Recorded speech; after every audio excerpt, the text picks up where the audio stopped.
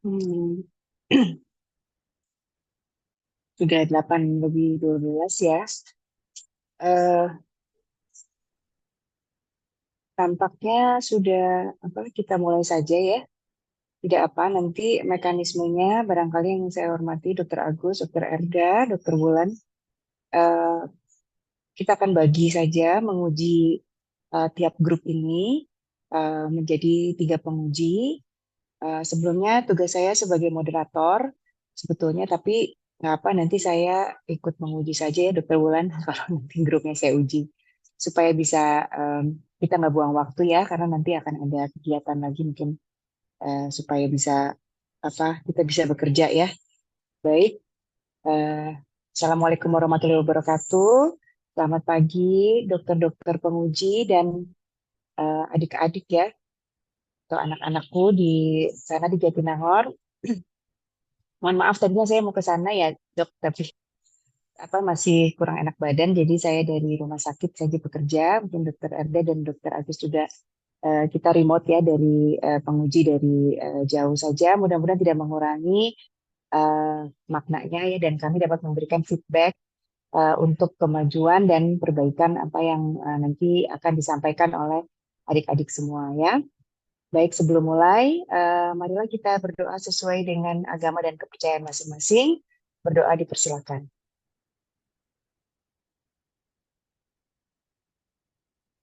Ya, berdoa dicukupkan. Baik, mungkin saya langsung saja memimpin acara. Bisa dipersilakan untuk yang pertama akan presentasi dari grup berapa? Biasanya Anda sudah kocok ya? Nggak urutan ya, satu, dua, tiganya ya? Belum dok, belum dicek dok. Grup 3 dulu boleh, Dok? Oh iya, yang ada itunya ya, yang ada ibunya ya. Baik, Iya, terima kasih, Dok. baik, baik, silakan. Untuk grup 3, kita beri kesempatan pertama sebagai pembuka pada hari ini ya, kan ada ibunya ya, jadi lebih semangat. Silakan. Materi. Oh boleh. Jadi dia. Siap. Benar dia.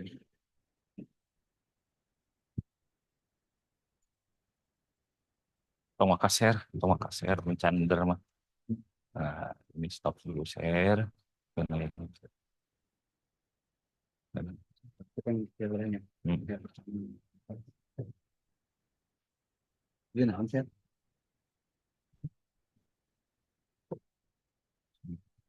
Baru sakit.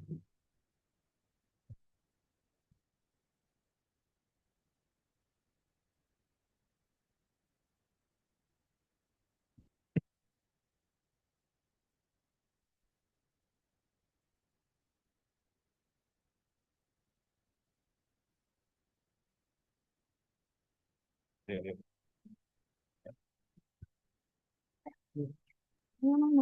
Kira asli. Ya, silakan kelompok 3 ya. Kita nggak ke depan. Kita ngomong dulu. Tes, tes. As- Assalamualaikum warahmatullahi wabarakatuh. Warahmatullahi wabarakatuh. Silakan. Selamat pagi, dokter yang sudah berkenan hadir pada pagi hari ini untuk menguji Festival Gagasan. Kemudian selamat pagi juga kepada para teman-teman kelompok DMS pada pagi hari ini. Sebelumnya kami dari tutorial 3 akan mempresentasikan tentang Festival Gagasan kami yang berjudul Seahorse atau tentang keram otot pada perenang. Mungkin videonya bisa dimulai. Selamat menonton, teman-teman. Terima kasih banyak.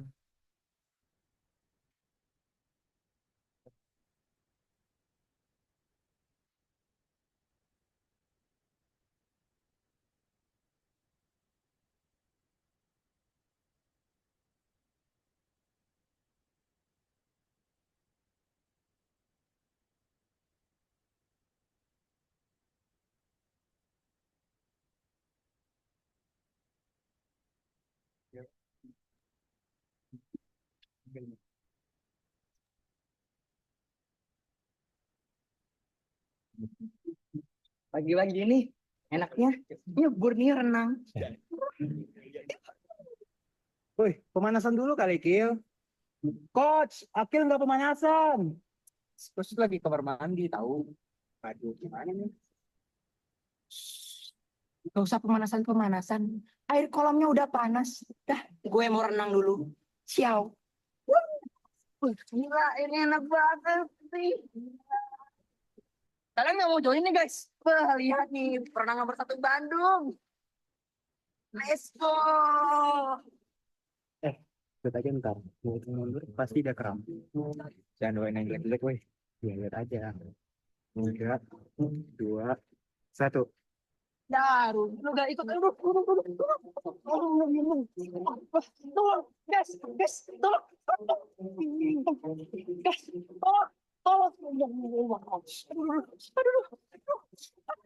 aduh, sakit kram, guys, tolong guys, panggilin coach guys. Bukan, kram. Guys. Renang merupakan olahraga yang sangat memaksimalkan otot merah dan otot putih di dalam prosesnya. Namun, banyak sekali atlet renang pemula dan orang tuanya yang masih awam dengan bagaimana otot merah dan otot putih itu bekerja, serta bagaimana cara memaksimalkan kinerjanya.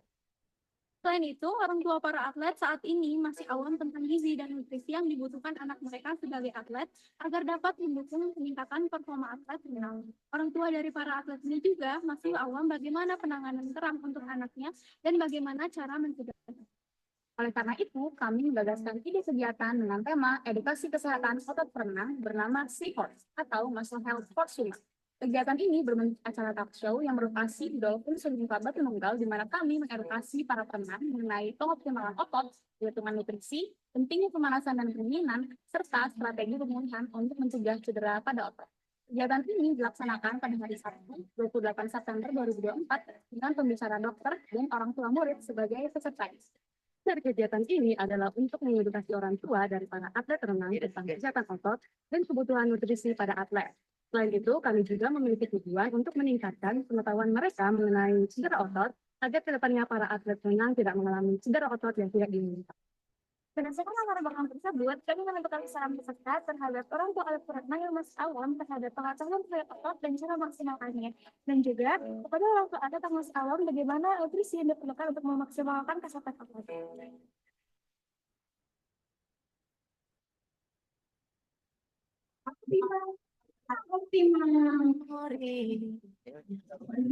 Bersedia hadir jadi teman-teman ya mahasiswa umum Dari sepeda di rumah tua. Makan dagingnya yang ada lawan. Bukan dibanding nutrisi yang lain. Jadi, nutrisi yang seimbang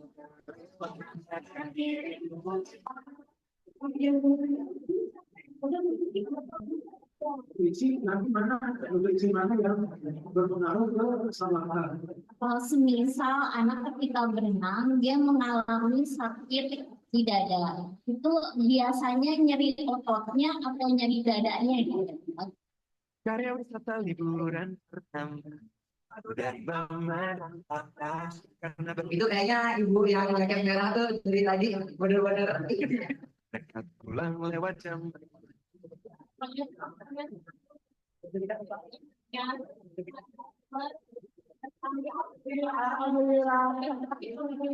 mungkin dari saya sendiri sebenarnya sudah baik mungkin keberadaannya boleh belajar lagi. Terima kasih banyak, sampai bertemu kembali, tolong tepuk tangannya.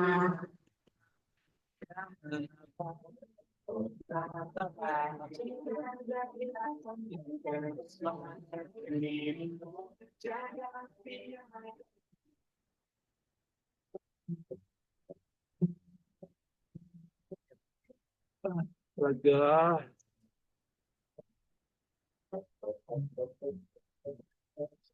Diliatin doang sih kocak Kita gua bilang. Kenapa nih? Aduh, kenapa? Seram dia. Disuruh pemanasan nggak mau. Duh. Kan saya udah bilang sebelum nyemplung pemanasan dulu kamu. Duh, Malah dipegang. Ya maaf coach. Lain kali saya pemanasan dulu. Tapi bantu dulu coach. Saya bantu. Aduh. Aduh. Aduh. Benar. Kayaknya saya sakit perut lagi deh. Coach, tunggu coach.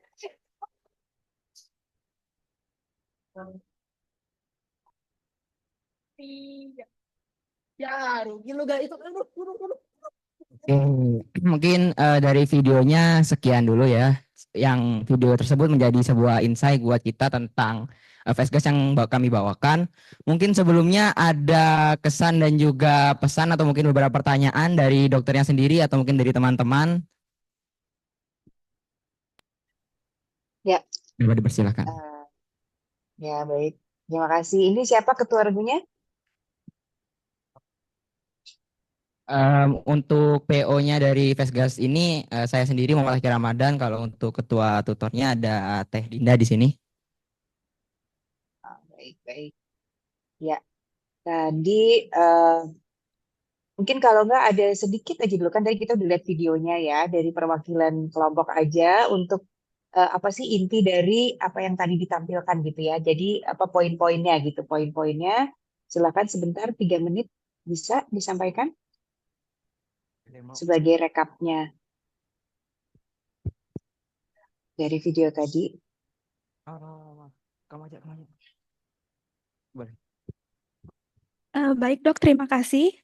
Sebelumnya kegiatan kita itu berupa talk show dan talk show kita itu mengenai kesehatan otot dan kesehatan otot itu berupa mengenai nutrisi yang penting untuk otot, lalu jenis-jenis otot seperti otot putih dan otot merah, lalu mengenai kram dan cara mencegahnya. Dan talk show ini diisi oleh dokter dan beberapa dokter juga. Dan setelah itu kami melakukan sesi tanya jawab dan untuk sasaran dan juga pesertanya itu merupakan orang tua dari para atlet yang berada di Dolphin Swimming Club. Mungkin cukup dok dari kami. Baik, terima kasih penjelasannya. Untuk kesempatan pertama saya persilakan kepada Dr. Agus, dok. Silakan Baik, dok. terima kasih Bu Dokter Kartika. Selamat ketemu lagi dok ya, walaupun di RSIS jarang ketemu kita. Iya, Baik, silakan dok. ini pasangannya kalau DMS dengan saya nih Dokter Kartika. Baik, selamat untuk grup 3. Tepuk tangan dulu dong buat grup 3. Baik, pertama komentarnya sebetulnya videonya sangat bagus ya. Dari ada permasalahan ya dengan kram ya, terus ada pembahasan tentang kram dan solusinya. Jadi ada why, ada what-nya, ada how-nya gitu ya. Jadi why-nya kenapa bisa terjadi kram, what-nya penyebab kram, dan why-nya. Nah ini cuman satu mungkin tadi karena kita Zoom dengan link ini terputus-putus ya, terputus-putus di sana. Baik, pertanyaan saya, bagaimana ini mensosialisasikan ke seluruh masyarakat tentang mengatasi kram ini? Kira-kira apa yang yang yang lebih informatif untuk masalah ini?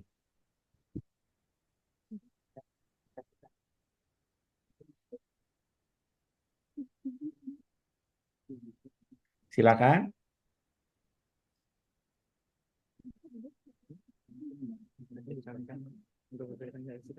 Misalnya untuk olahraga apa jalan kaki, lari, sepeda, apa permainan, misalnya basket, voli dan lain-lain. Kan masyarakat banyak ya melakukan sekarang kalau Sabtu Minggu lihat ya mereka suka senam ya sekarang ya bagus ya. Rabu, Jumat, Sabtu itu mereka Minggu suka senam. Nah, apa yang bisa disampaikan kepada masyarakat dengan promotif preventif mencegah kram? Suara saya terdengar dengan baik? Terdengar dok.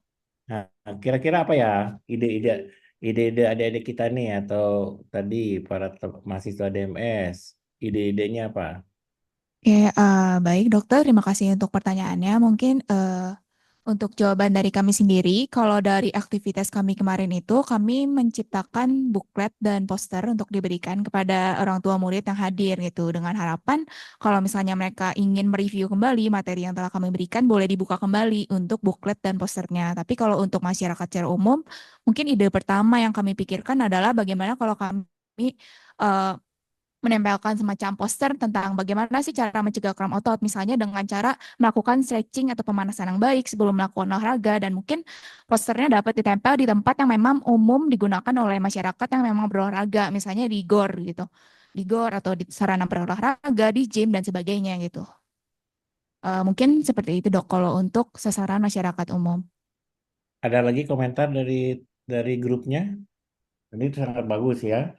Ada promotif edukasi dengan buklet, poster, menempelkan di dinding, di tempat-tempat keramaian gitu. Ada lagi nggak yang yang punya ide?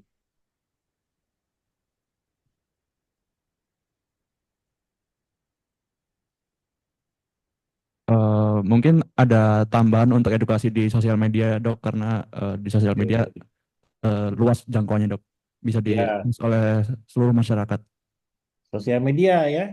Itu Betul, bisa Dok. Anda pakai ya, mau di YouTube, mau di Instagram, TikTok, dan lain-lain. Apalagi sekarang ada artificial intelligence ya. Ya, Anda bisa buat video-video yang sangat menarik, artificial intelligence dari grup ini, dan selalu diupdate sehingga manfaat terhadap masyarakat itu sangat tinggi sekali. Seperti saya juga kemarin naik sepeda, tapi saya lupa pemanasan gitu ya di tengah jalan, aduh kram gitu kan. Nah ini yang perlu kita ingatkan bahwa semua jenis kegiatan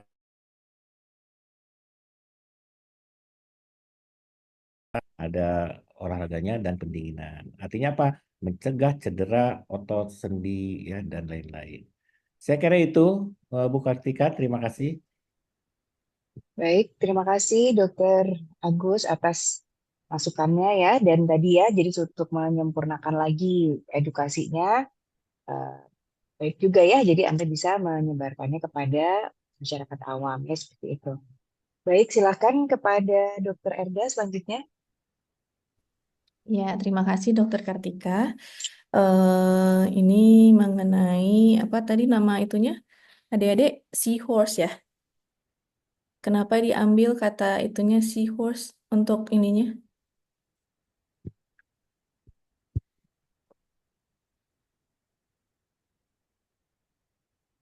Baik dok, terima kasih atas pertanyaannya. Saya izin menjawab. Kalau Seahorse itu ambil akronim dari Muscle Health for Swimmers. Dan kebetulan kami mengambil Seahorse itu karena kita kan ada berhubungan dengan perenang ya, dan ada hubungan dengan air. Jadi di situ kita mengambil karakter yang memang ada berhubungan juga dengan air itu sendiri. Jadi seperti dan Seahorse ini kita pakai sebagai maskot juga gitu untuk poster dan buklet dan sebagainya. Oke, nanti pas menjawab boleh ya namanya disebutkan namanya siapa? Nama saya Nadia Renata Erlim dok. Oke, jadi ini tentang apa si horse ini ya. Nah untuk targetnya sendiri kalian harus pentingkan ya targetnya apa. Kalau ini targetnya siapa? Orang tuanya atau sebenarnya swimmernya? Untuk targetnya Oh, usia juga, ya betul. Untuk targetnya sendiri kami lebih fokus kepada orang tua dari atlet perenangnya. Seperti itu, Dok. Orang tua ya berarti ya, bukan perenangnya langsung ya. Kalau perenangnya sendiri ini kan berarti orang tua. Berarti perenangnya usia berapa?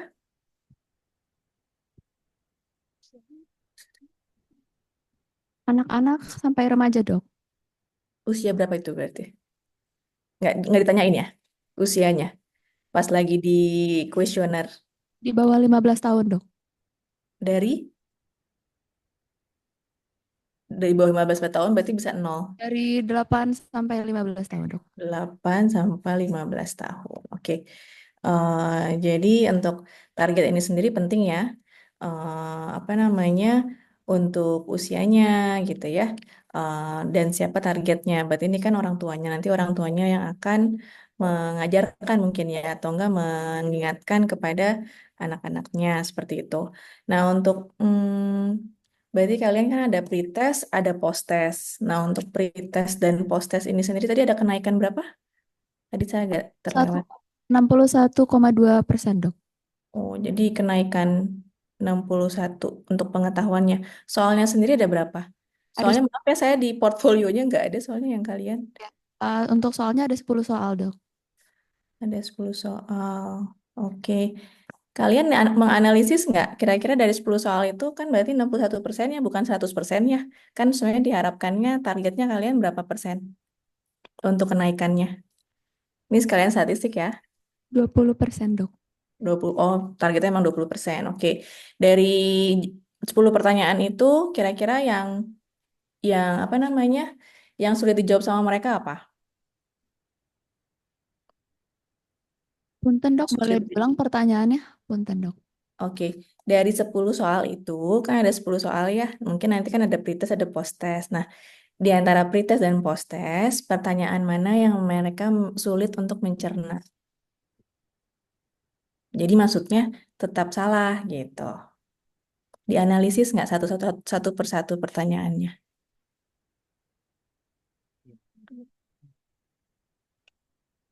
Oke, boleh ganti. Siapa tadi bukan Nadia lagi? Baik dok, sebelumnya perkenalkan nama saya Anastasia Celia. Mungkin saya ingin Ya. untuk melanjutkan. Jadi untuk dari pretestnya sendiri kemarin, karena ada 10 soal, jadi ada beberapa section.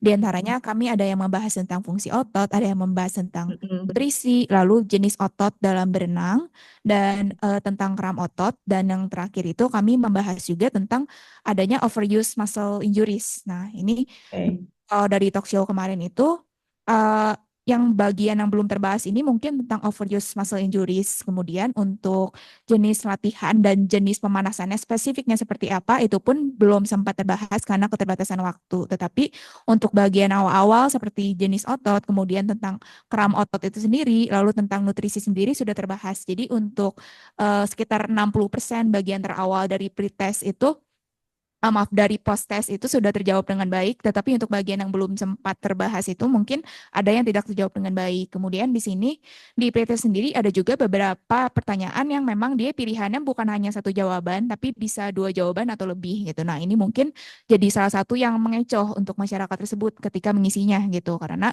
jawabannya lebih dari satu gitu. Mungkin seperti itu dok jawaban kami.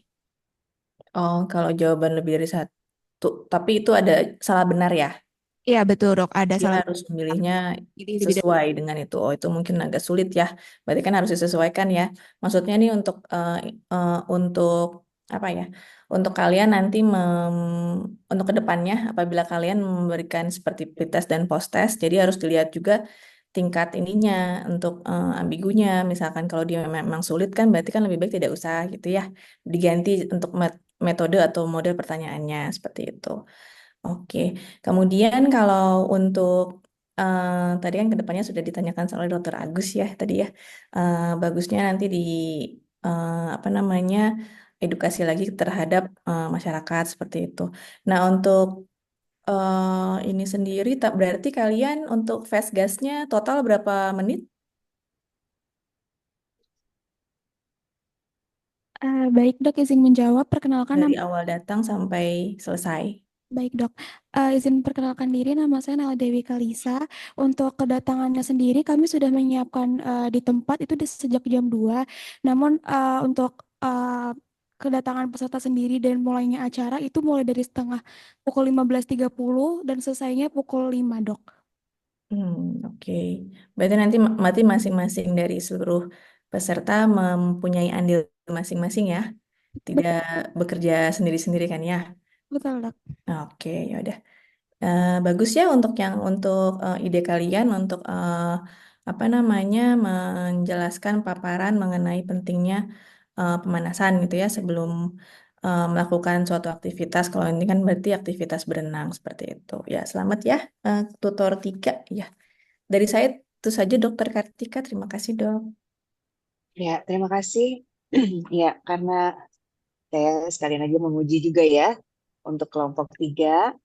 Tadi ya selamat ya atas presentasinya dan topiknya ya. Jadi pada otot ya, mungkin sebagai narasumber ada Dr. Agus ya untuk hal-hal yang secara keilmuan ya, karena tetap saja dalam festival gagasan ini saya rasa tetap juga harus diperhatikan kaidah-kaidah tadi ya menurut Dr. Erda juga ya. Jadi kita sama-sama belajar ya. Jadi scientific point of view-nya nggak boleh lupa gitu ya. Tetap harus kalian pelajari gitu ya. Dari mulai mungkin tadi membuat pretest post-test yang baik, kemudian topik-topik apa ya hendak diujikan gitu ya kepada target populasi yang Anda lakukan apa ininya edukasinya atau ingin capai seperti itu. Kalau saya ingin tahu ya, tadi termasuk dari part yang disampaikan sebetulnya ada edukasi tentang nutrisi ya, yang baik untuk otot. Seperti itu. Jadi bisa dijelaskan apa sih yang diajarkan atau apa sih yang kalian apa ya edukasikan gitu untuk audiensnya tentang nutrisi ini. Bisa dijelaskan? Baik, terima kasih dok. Perkenalkan, saya Alia Ramaya Dharma. Jadi saya izin menjawab dok, kalau untuk nutrisi yang baik untuk otot itu terbagi menjadi 3, yaitu protein, karbohidrat, dan lemak. Untuk karbohidrat sendiri itu setiap atlet makan itu sekitar 60-70% dari karbohidrat. Terus untuk proteinnya 10-15%, sedangkan untuk lemaknya itu untuk sisanya gitu dok. Untuk karbohidrat yang baik, protein yang baik itu baiknya dari ikan-ikanan, dan kalau untuk lemaknya sendiri baiknya dari asam lemak yang baik gitu dok. Mungkin seperti itu dok untuk nutrisi yang baik untuk otot. Contohnya ada makanan yang apa yang kayak kemarin kalian kan ini untuk awam ya, mungkin nggak paham ya apa sih protein gitu ya, protein tinggi, tadi karbohidrat itu. Kemarin yang baik kan baik. Kegiatan kemarin kita nggak nunjukin apa-apa. Iya kan kemarin kita nggak jelasin tentang ini.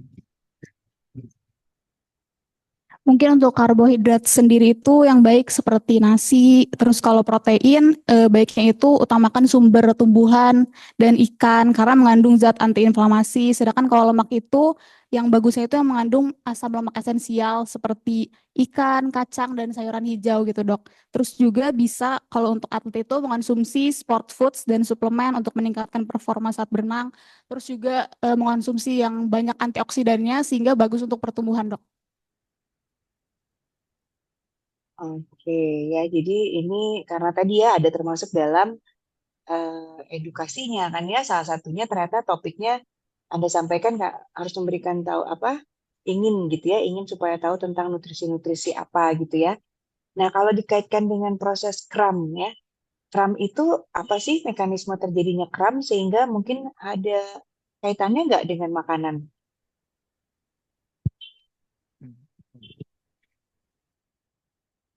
Izin menjawab dok, nama saya Muhammad Akil Ramadan, ingin menjelaskan hubungan antara gizi dan juga kram otot.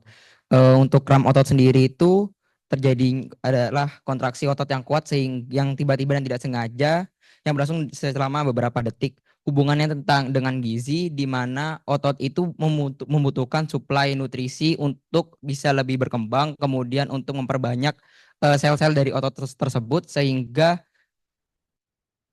bisa mencegah terjadinya kram otot. Salah satu terjadinya kram otot itu disebabkan oleh kurangnya beberapa nutrisi. Salah satu contohnya adalah kurangnya protein, kemudian kurangnya beberapa vitamin yang dibutuhkan oleh otot untuk dapat bekerja lebih baik. Karena ketika proses kram terjadi akan meningkatkan beberapa muscle spindle dan juga meningkatkan CNS excitatory drive untuk yang menyebabkan otot itu terjadi kram, dokter.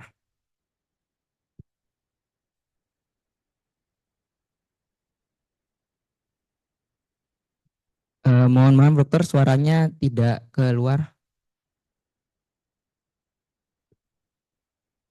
Masih belum. Oh mute ya, maaf saya di mute. Ya jadi apakah tadi ya itu bagian dari kenapa sih terjadi kram gitu ya, harus pemanasan dulu gitu ya, terus kemudian tadi dikaitkan dengan makanan, apa sudah disampaikan dalam edukasinya? Untuk nutrisi sudah dijelaskan di saat edukasi. Selain itu juga ada beberapa tamu undangan dan juga orang tua yang bertanya tentang nutrisi-nutrisi kepada narasumber pada saat itu, sehingga penjelasan tentang nutrisi untuk otot telah dijelaskan pada saat edukasi, dokter. Baik, baik. Ya, boleh tahu ya waktu itu narasumbernya siapa? Dokter siapa Boleh deh. yang ikut? Baik dok, perkenalkan izin menjawab. Nama saya Gajuan Andes Atsauri. Untuk dokter yang memberikan edukasi sendiri itu ada Dokter Wulan yang hadir pada Zoom kali ini. Kemudian ada juga Profesor Dia, dok. Baik ya. Ya, satu lagi Juga mungkin. Siapa dokter, lagi? Dokter Aji, dok. Dokter Aji. Ya, betul. Oke, iya. Baik, ini mungkin ini aja ya, sambil kan udah bagus ya tadi ya idenya ya, oleh dari Dokter Agus maupun Dokter Erda juga ya, dan saya mengapresiasi apa yang udah dibuat. Tapi nanti mungkin bisa juga ya nanti untuk apa kelangsungan ya. Jadi salah satu yang saya pahami bahwa kalian membuat festival gagasan ini juga untuk bisa berkesinambungan ya dan diaplikasikan, barangkali bisa bekerja sama ya nantinya, karena setahu saya ada ini ya Dokter Agus, ada sport apa ortopedi tuh, Sport medicine. sport medicine ya.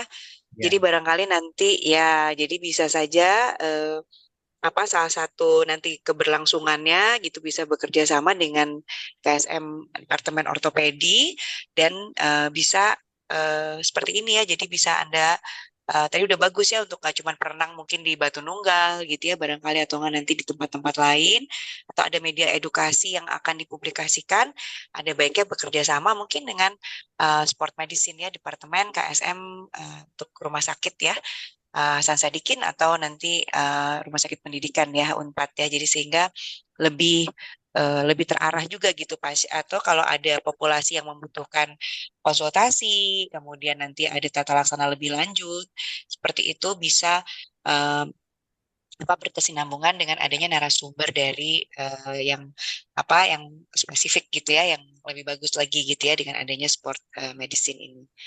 Baik, itu saja mungkin dari saya. Dari Dokter Wulan sendiri, sebentar ya, sebelum mulai tadi ada titipan dari Prodi ya, Dokter Wulan. Ini untuk adik-adik semua ini sudah membuat kalender, memasukkan kalender Fesgas.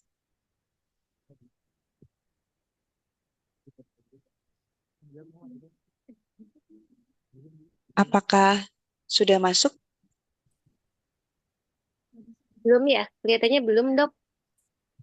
Jadi kalau kata tadi di Prodi yang belum buat itu DMS dan CVS, yang lainnya sudah. Jadi dua sistem ini mohon segera dibuat dulu mungkin ya dek ya, supaya kalian bisa dinilai.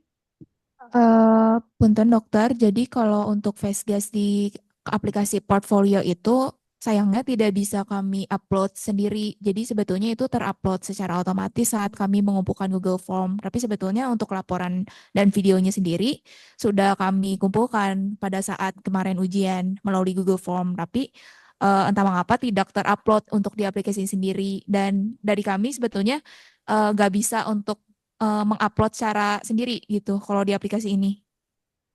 Ya, kalau untuk kalender Fesgasnya dibuat nggak? Soalnya sistem yang lain bisa. Yang belum itu DMS dengan CVS aja. Coba dilihat di tampilan mahasiswa, adakah kalender Fesgas? Mungkin akan kami coba sekarang, dok. Ya mungkin dokter Kartika diminta waktu dulu, mungkin sekitar berapa? 5 menit cukup deh. Ya. Untuk semua ya, Dokter Wulan ya? Iya, karena Karena belum tadi kita masuk. nggak bisa lihat. Iya, jadi nggak bisa lihat ininya ya. Biasanya kan kita mendapatkan info lebih dahulu ya untuk kita bisa pelajari gitu dok ya. Iya dok, jadi kalau kata Prodi baru cari-cari nggak ada. Iya, kalau kata Prodi iya. ternyata baru semester ini harus di-assign-nya oleh mahasiswa untuk kalendernya. Biasanya sama Prodi katanya sudah disampaikan kalau dibuatnya oleh mahasiswa. Itu tunggu dulu Baik. dok ya. Jadi kita break dulu mungkin ya dokter sebentar sampai jam 9. Nanti jam 9 kita mulai 3 menit lagi sebentar. Mangga dok, mangga. Sama mungkin tolong nanti di WA di grup untuk mengaksesnya kemana ya dari paus ID-nya itu. Iya, silakan dok, saya kirim ya dok. Baik, hatur nuhun. Iya. Ya, jadi kita break dulu sebentar ya. Terima kasih untuk tadi ya untuk grup 3 sudah selesai. Nanti berikutnya bersiap-siap grup selanjutnya. Silakan, tapi kita break dulu sampai jam 9. Anda mengisi kalender Fastcast-nya ya. Silakan. Terima kasih dokter atas waktunya. Tutup nih, tutup. Bisa tutup. Balik. Sebelumnya terima kasih untuk dokter-dokter yang telah hadir dan memberikan kesan dan juga pesan serta beberapa pertanyaan kepada tutorial 3 dan juga beberapa teman-teman yang di sini sudah memperhatikan. Terima kasih banyak. Kami dari kelompok tutor 3 izin undur diri. Terima kasih. Wassalamualaikum warahmatullahi wabarakatuh.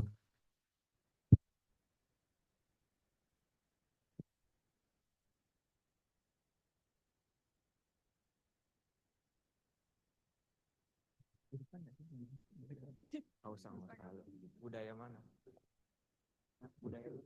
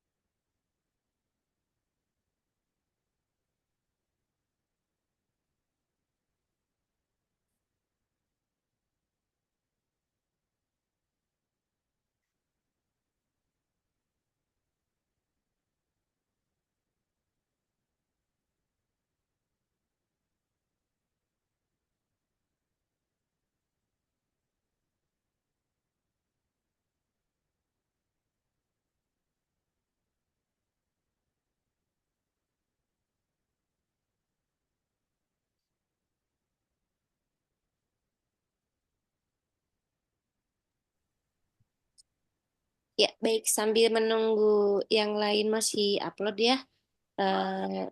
Punten Dokter Kartika. Ya, tadi belum menyampaikan kata-kata untuk kelompok 3 terutama ya.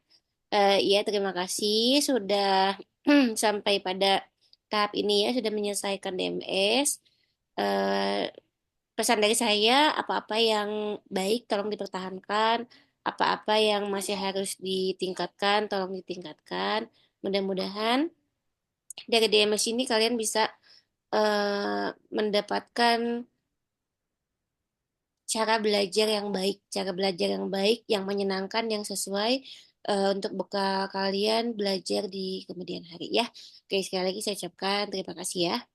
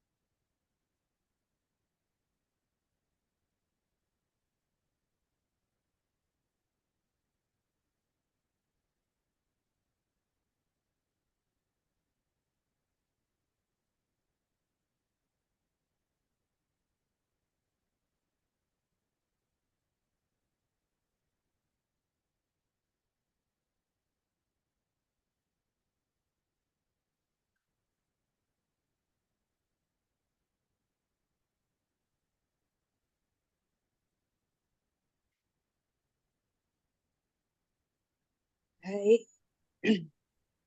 Ya, sudah dimasuk-masukkan ya. Saya sudah lihat sih. Ada di portofolio ya. Sudah masuk untuk ke DMS ya.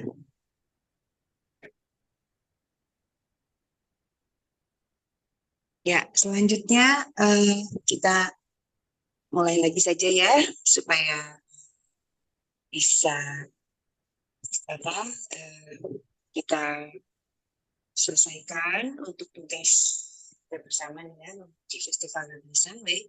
Selanjutnya kelompok berapa ya? Siap.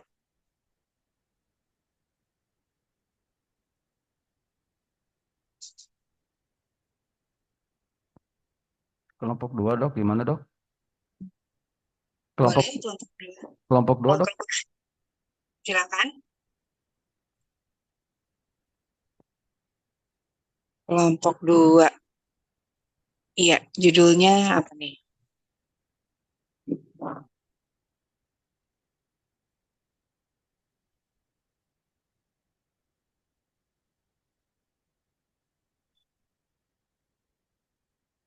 Oh, yang ada baru kelompok 3 sama 5 nih ya di portofolionya saya ya. Iya betul dok, baru 3 dan 5. Mungkin 2 silakan dimasukkan dulu. Ini kalau mau maju mesti masuk dulu dong. Sudah dokter, tadi saya sudah masukkan dan mengetik. Coba ya. Betul Dok, deh.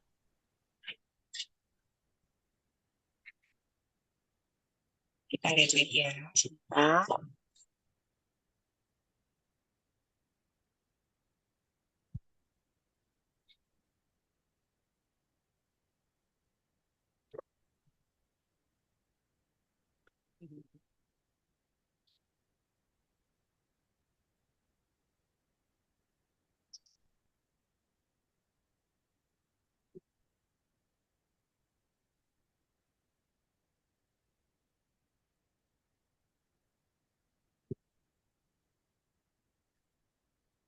Nah, apa boleh sok dimulai aja nanti sambil kita cek ya kelompok 2. Apa judulnya?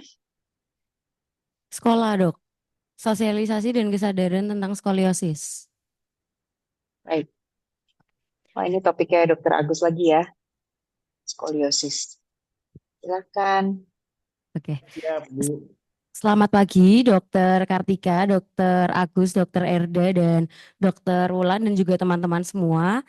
Perkenalkan kami dari kelompok tutorial 2 DMS akan membagikan tentang festival gagasan kami yang berjudul sekolah atau sosialisasi dan kesadaran tentang skoliosis, di mana kegiatan ini berbentuk community service dan kami melakukan pendeteksian kepada siswa SMP Lab School UPI Cibiru, dan juga target kami tidak hanya siswanya, melainkan juga target kami yaitu guru dari Lab School UPI Cibiru, di mana kami memberikan edukasi untuk pengecekan dan pencegahan dini skoliosis dan menggunakan inovasi baru, di mana kami tidak menggunakan alat skoliometer, tetapi kami menggunakan alat yang bernama Fixit, yaitu laser, setelah kami melakukan bimbingan dan pelatihan kepada Dr. Heri Herman. Setelah ini kita akan menyaksikan video festival gagasan dari kelompok kami yang berjudul sekolah. Selamat menyaksikan.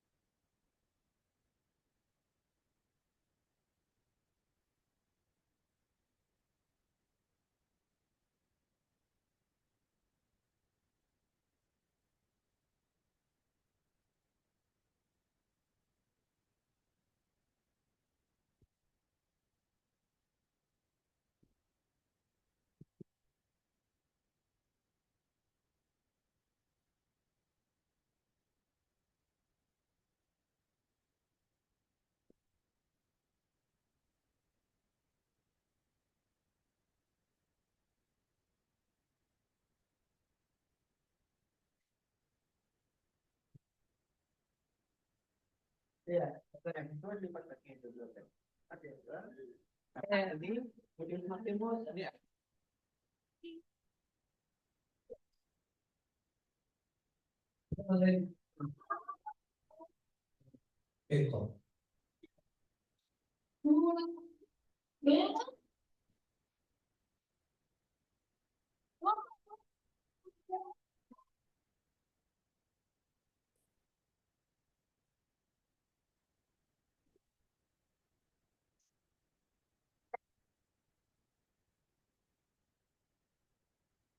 skoliosis merupakan salah satu jenis penyakit pada tulang belakang yang ditandai oleh penyimpangan garis vertikal pada tulang belakang dengan derajat kemiringan lebih dari 10 derajat.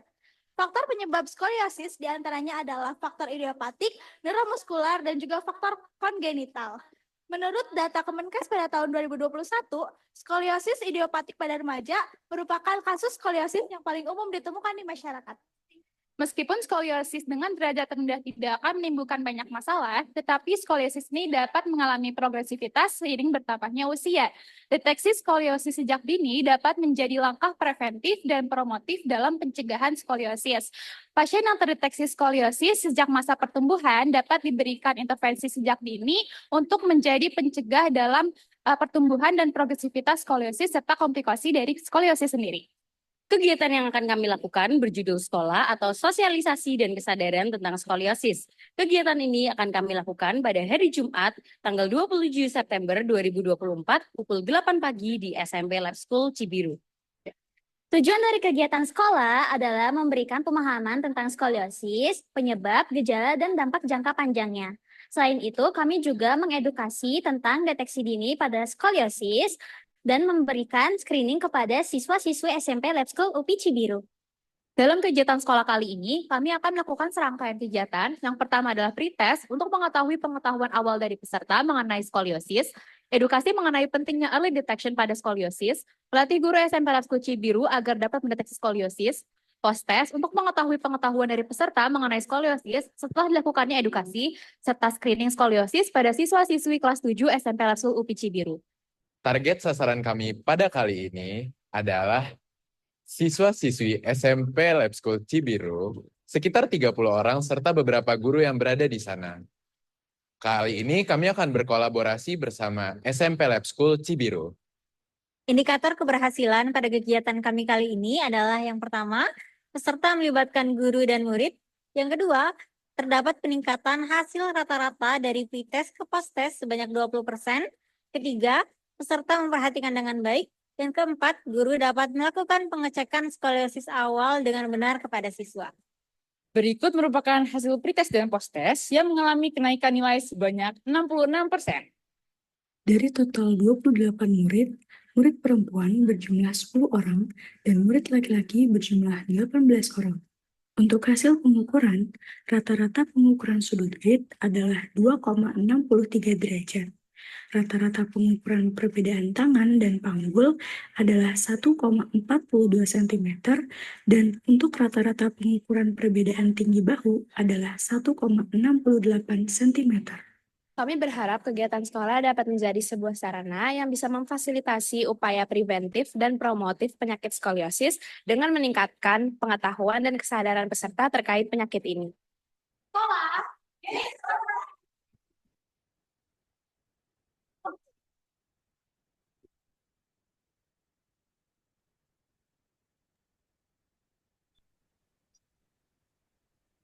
Baik, sekian dari video video festival gagasan kami, Dok. Terima kasih. Mangga dokter ada feedback untuk kelompok tutorial kami. Terima kasih. Suara saya terdengar nggak? Sudah terdengar, Dok. Terdengar ya. Baik, ini saya beri kesempatan dulu kepada Dokter Erda. Mungkin ya Dokter Erda dulu nanti karena untuk gongnya akan oleh Dokter Agus ya, justru untuk sebagai narasumber juga ya Dok tentang tulang ya Dok. Silakan untuk Dokter Erda terlebih dahulu memberikan masukan, komentar dan pertanyaan Dok. Silakan. Iya, terima kasih Dokter Kartika. Ini selamat tutor berapa ini? Tutorial 2, Dok. Tutor 2. Nah, saya belum bisa lihat portfolionya ya yang tutor 2 ya. Makanya saya konfirmasi sekarang ya. Oke, selamat ya sudah melaksanakan kegiatan ini, kegiatan Fesgas ini. Nah, tapi tadi mungkin ada masukan nih dari saya untuk, maaf Dok, suara saya terdengar Dok, kok agak terdengar nggak Dok? Terdengar jelas Dok. Ya, ya maaf Dok. Kirain saya nge-freeze. Oke. Jadi untuk yang kegiatan ini ada foto-fotonya nggak waktu pengukuran ataupun waktu apa namanya pretest dan post-test? Ada, Dokter. Itu ada. Oke. Ada, Dok. Mungkin baiknya dimasukkan ya. Ada di untuk acara itu? Ada di mana? Ada di tadi portfolio. udah sedikit cuplikan dan untuk lebih lengkapnya ada di laporan kami, Dok. Cuplikan tadi saya Yang di YouTube tadi videonya. Oh, ada ya? Yang cuma ada di sekolah gitu aja. Tapi ada yang sama pasiennya. Ada dokter tadi di awal video. Oh, awalnya. Oke. Tampilkan dok, mau ditampilkan? Nggak usah. Berarti kalau sudah ada ya sudah ya. Apa namanya? Oke ya. Kemudian yang saya ingin tanyakan pretest dan posttest itu berapa pertanyaan yang kalian ajukan ke masing-masing. Berarti ini targetnya tadi siswa-siswi kan ya? Iya dok, untuk dari pretest dan posttestnya sendiri ini targetnya untuk siswa-siswi lab school UPI-nya dan untuk total pertanyaan yang diberikan kepada muridnya ini ada 6 pertanyaan dok. Ada 6 pertanyaan dan tadi memenuhi target ya. Oke, dan kemudian yang tadi untuk rata-rata tadi saya agak lupa untuk rata-rata tadi kalian mengukur bahu berarti tinggi bahu. Nah itu rata-ratanya bagaimana kalau intinya pada skoliosis nggak di anak siswa-siswa di si UPI Lab School itu? Izin menjawab dokter, Ya. untuk rata-rata dari bahu kita itu menghitung dari bahu, lalu tinggi panggul ke tangan, dan yang terakhir ada grid dari yang telah kita hitung rata-ratanya itu tidak menunjukkan adanya skoliosis dari anak-anak SMP Lab School di kelas tersebut. Oke, itu kalian sudah melakukan standarisasi untuk pengukuran itu? Siap sudah dokter. Sudah, oke. Kemudian yang ingin saya tanyakan kembali, sebentar nih UPI Lab School, siswa-siswi kelas berapa? Izin menjawab dokter, kelas 7 SMP. Kelas 7. Nah, tujuannya kenapa targetnya 7? Kan ada 7, ada 8, ada 9. Baik dokter, setelah yang kita diskusikan dan kita baca-baca kembali tentang dari jurnal-jurnal dan tentang skoliosis ini, bahwa ternyata skoliosis ini dapat kita cegah ketika umur di masa-masa pubertas gitu, yaitu ketika anak kelas 7 kan banyaknya perempuan itu awal dari menstruasi serta awal dari mimpi basah dari laki-laki. Selain itu, kita juga berdiskusi dengan Dr. Heri bahwa skoliosis ini ketika di masa pertumbuhan ini bisa dicegah dari progresivitasnya serta komplikasinya dokter, seperti itu. Oke, pencegahan nih berarti ya, ini kan pencegahan berarti saat itu siswa-siswinya belum skoliosis ya. Kan kalau bilang pencegahan nih, pencegahan terjadi skoliosis. Iya dok, mungkin saya izin menambahkan. Jadi selain mencegah skoliosis juga, tapi mungkin ini lebih ke mencegah progresivitas skoliosisnya dok. Karena progresivitas skoliosisnya kan ini mulai di masa-masa pubertas. Jadi di sini kita ingin mengetahui apakah ada anak yang skoliosis atau tidak, dan apabila ada di sini kita bisa imbau untuk melakukan pengecekan lebih lanjut di puskesmas atau rumah sakit agar tidak mengalami progresivitas. Jadi mungkin itu dok tujuan utamanya. Oke ya, progresivitas ya, bukan pencegahan ya. Pencegahan, maksudnya itu tuh kayak pencegahan. Jadi ya saya setuju untuk progresivitas itu sendiri. Oke, kalau saya tanya agak sedikit teori ya. Memang kalau misalkan efek sampingnya bagaimana kalau misalkan terjadi progresivitas yang berlebihan?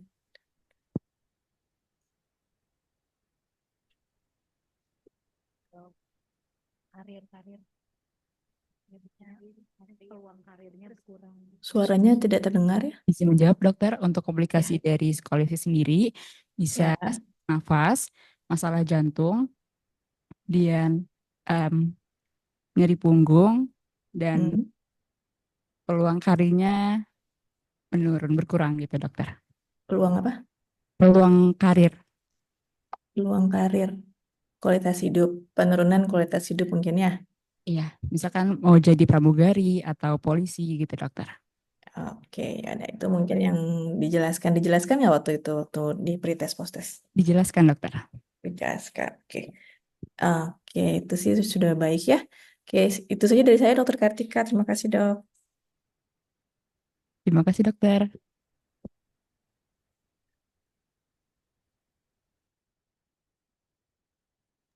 Baik. Punten ya, saya tadi lupa unmute. Ya, selanjutnya kita persilakan kepada Dokter Agus, Dok. Silakan, Dok. Terima kasih Dokter Kartika. Mohon izin Dokter Kartika, kalau dari ortopedi selain saya siapa ya Dokter Kartika untuk Vesga? Nah, iya tadi Dok saya sudah kontak ada Dokter Budi Naseh, Dok, tulisannya. Dokter Budi Dan beliau Naseh. jadi narasumber ya, Dok, hari ini katanya jadi bisanya Oh, siang, tapi Dokter Naseh baru siang ya, baik. Dokter sejak Heri ya Herman jadi kalau nggak salah juga ya. tapi mungkin jadi tutor ya Dokter Heri Herman, Dok. Oh, Jadi bagian yang dari tutor. menguji di sini. Iya, Dok. Nggak apa-apa, Baik. Dok. Jadi kita bertiga gitu, Dok. Jangan bosan. Ya, Terus mohon izin. silakan, Ini Dok. grup Ya, berapa ya tadi ya? Grup 2 ya? grup 2, Dok, ya. Ya dokter, grup 2. Terima kasih. Selamat ya untuk apresiasi untuk grup 2 yang judul PSDS-nya yang berhubungan dengan skoliosis. Karena skoliosis itu sangat penting sekali untuk screening dan itu mulai dari SD, SMP ya. Karena pertumbuhan akan muncul setelah menstruasi kalau perempuan, laki-laki sudah balik ya di sana. Nah, karena dari situ akan terjadi percepatan kalau ada skoliosis, dia akan menjadi skoliosisnya bertambah ya di sana. Kalau perempuan sampai umur 18 sampai 20 tahun, kalau laki-laki sampai 25 tahun. Kenapa? Makanya screening ada di SD ya, kelas 6 SD, kelas 1 SMP ya. Karena pada waktu itu adalah masa-masa pertumbuhan yang tercepat setelah menstruasi pertama dan balik pada laki-laki. Jadi tadi sudah disampaikan dengan clinical history ya.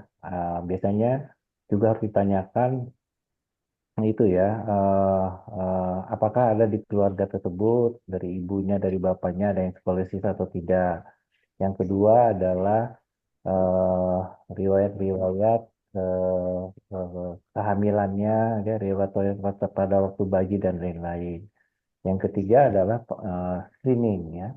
Nah, yang paling penting adalah pemberian informasi kepada guru olahraga. Nah, guru olahraga UKS-nya harus dimasukkan di sana ya. Dengan sebetulnya dengan HP saja di foto belakang tulang belakang badannya kita bisa lihat ya, ada shoulder level, ada body arm distance, ada pelvic tickling, apalagi ada perubahan dari panjang kaki ya, leg length discrepancy di situ ya.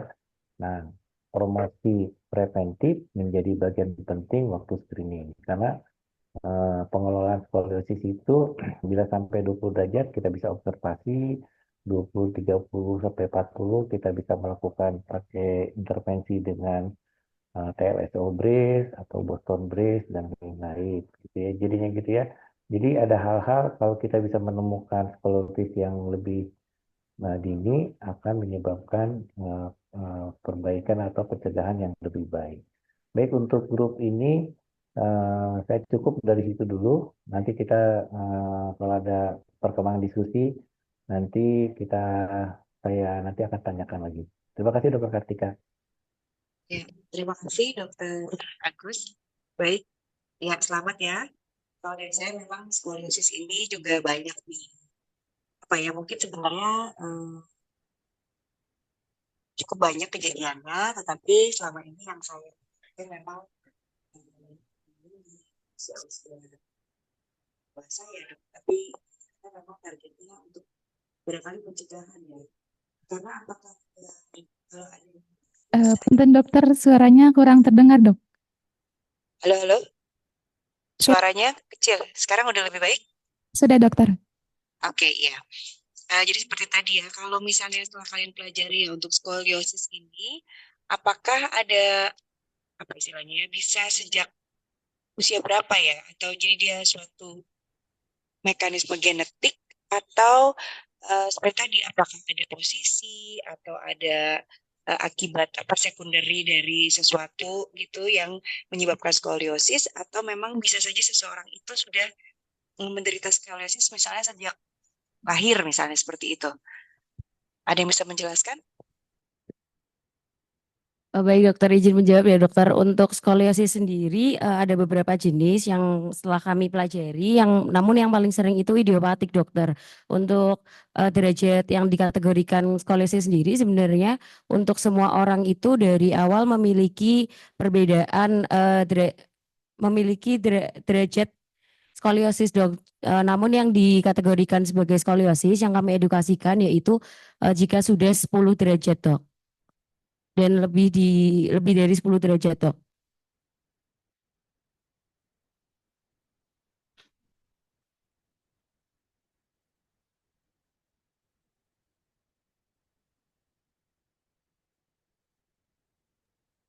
Baik, ya. Jadi kalau kondisi-kondisi bawaan lahir pernah tahu yang bisa ada skoliosisnya? Maaf dokter, boleh diulangi dokter, tadi agak tidak jelas. Iya, jadi untuk tindakan untuk skoliosis, kalian kan penyakit gitu ya. Nah, apakah ada kondisi yang sejak lahir gitu pernah? Siap ada dokter. Gimana? Siap ada dokter, namanya skoliosis kongenital. Oh, kamu pakai siap-siap gitu jadi saya. Ya, baik.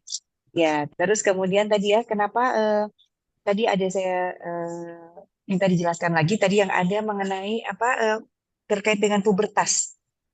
Gimana ya Dokter, maksudnya?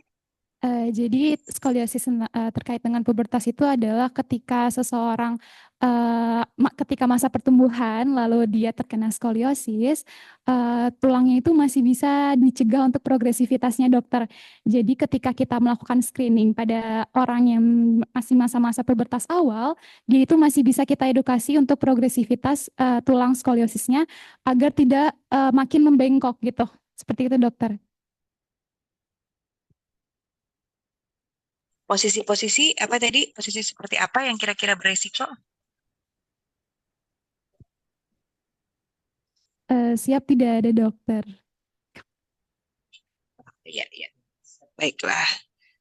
Kamu ini ya apa memang ada ini ya siap-siap itu ini ya apa TNI atau apa? Enggak. Baiklah, tidak apa-apa ya. Ya dari saya cukup juga ya untuk kelompok 2 ini supaya tadi ya untuk masukan-masukan dari dokter Agus maupun dokter Erda untuk menjadi masukan selanjutnya ya supaya lebih baik ya. Baik, terima kasih. Oh, selamat datang. Sudah ada dokter Irma ya. Ya, baik. Pagi, Dok. Pagi. Ya, jadi lebih ramai ya. Nanti seru ya. Kita ada apa masukan lagi dari narasumber ya, expert yang lain. Baik, terima kasih untuk kelompok 2. Tidak ada tutornya ya. Atau ada ininya nggak pembimbingnya barangkali? Pembimbingnya siapa ya, Dek? Dokter Heri dan Kelompok 2. dokter Laila dok. Oh, dokter Laila dan dokter Itia baik. Ya, terima kasih dicukupkan untuk kelompok 2 ya. Sekian Jadi dari kami dokter. Terima kasih dokter atas feedback dan saran-saran baiknya untuk kami ke depannya. Kami izin undur diri. Terima kasih semua. Terima kasih. Selamat ya. Ya, selanjutnya.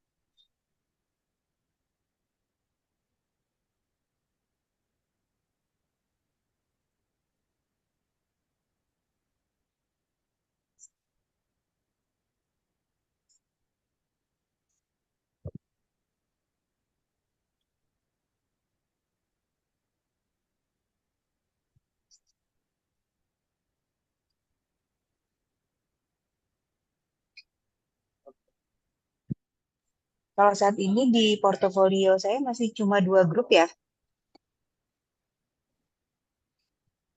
Apakah sama di dokter Erda, dokter Wulan?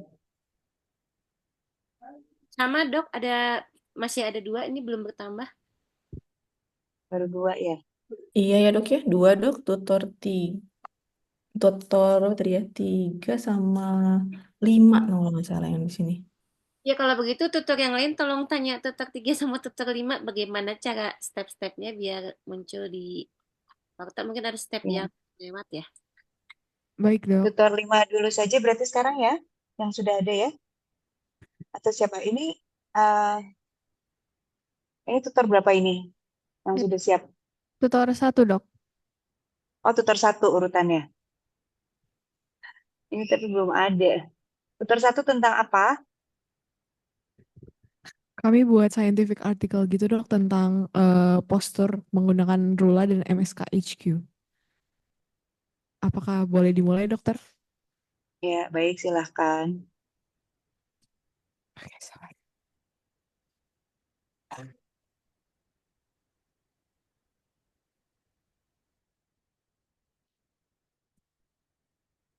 Baik, selamat pagi dokter dan juga teman-teman semuanya. Perkenalkan kami dari Tutor 1 DMS. Di sini ada Kang Taufik, ada Reza, ada Farhan, Terani, Nakisha, Kadila, Naura, Salsa, Filzan, dan juga Avel. Pada hari ini kami ingin mempresentasikan festival gagasan yang sudah kami buat dengan judul Assessment of Musculoskeletal Disorder Risk in Campus Students, a Comprehensive Approach Using Rula dan MSK HQ. Untuk penjelasan materinya secara lebih rinci mungkin boleh ditampilkan melalui video. Selamat memperhatikan.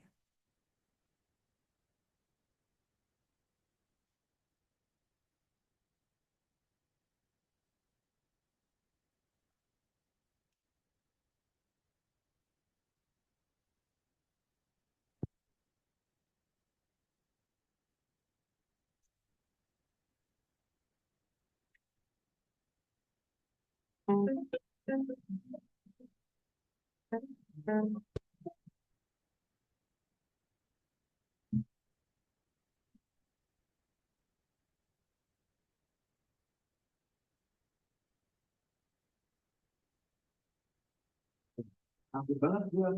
Bayangin, gua hampir nyebur motor.